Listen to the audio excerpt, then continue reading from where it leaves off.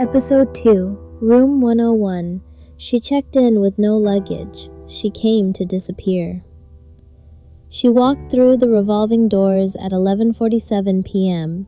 No luggage, no companion, just a black leather handbag and a stare that didn't quite land on anything. The front desk clerk noticed her immediately, not because she was beautiful, though she was, but because she moved like someone who had already left her body. Like her spirit had checked out hours ago and her body was just catching up.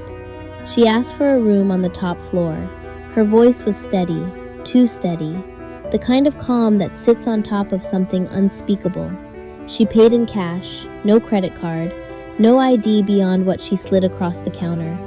The clerk handed her the key card to room 101, a room at the end of the hall facing the city skyline with a balcony that opened to the night air.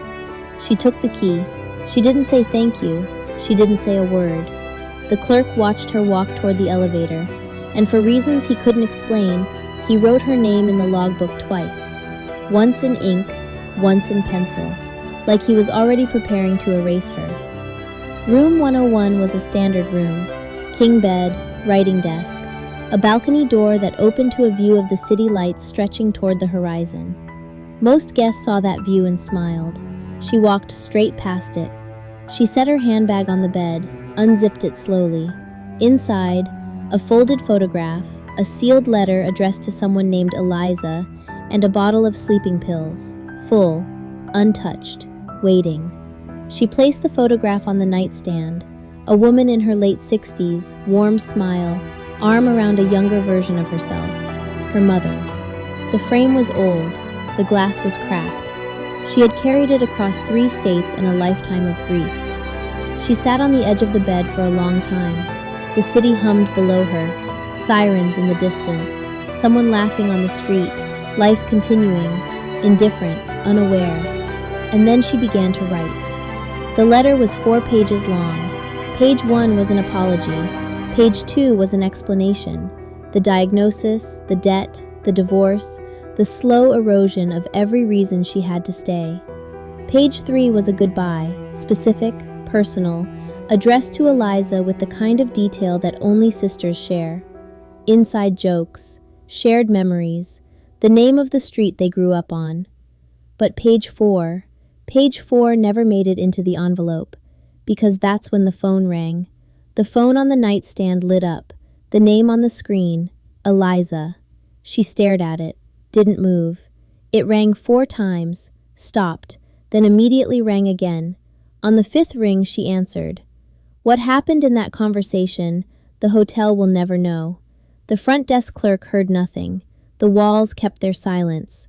But something changed. Something shifted. Because when she hung up 23 minutes later, she didn't reach for the bottle. She reached for the photograph. She held it to her chest.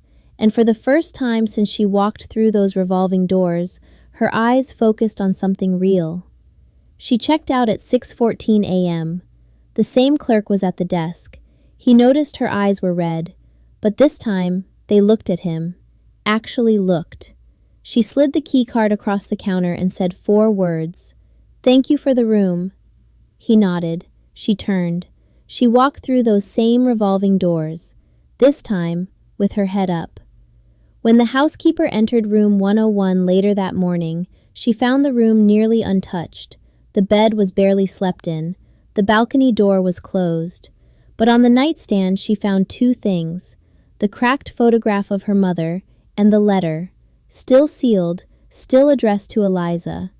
The pills were gone, not taken, gone, flushed, disposed of, erased. The letter, the housekeeper held it for a moment. She didn't open it. She didn't throw it away. She placed it in the hotel safe, where it stayed for 2 years. Until one afternoon, a woman named Eliza walked through the same revolving doors and asked the front desk if anyone had left anything behind. The clerk opened the safe, handed her the envelope. She held it. She didn't open it. She already knew what it said. And then she said, "She's still here. She's still with me." Room 101 became the room the hotel staff never spoke about, not because something terrible happened there, but because something almost did. The balcony that was never stepped onto, the bottle that was never opened, the letter that was never sent. And every time a guest checks in at 11:47 p.m. with no luggage and a distant stare, the front desk clerk assigns them room 101. Not because it's the room they asked for, because it's the room they need. The Bible says in Psalm 34:18, "The Lord is close to the brokenhearted and saves those who are crushed in spirit." Sometimes that closeness sounds like a phone ringing at the wrong hour. Sometimes it sounds like a sister who couldn't sleep.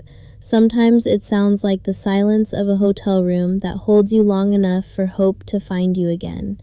And here's the truth. That woman didn't leave room 101 because she found a reason to live.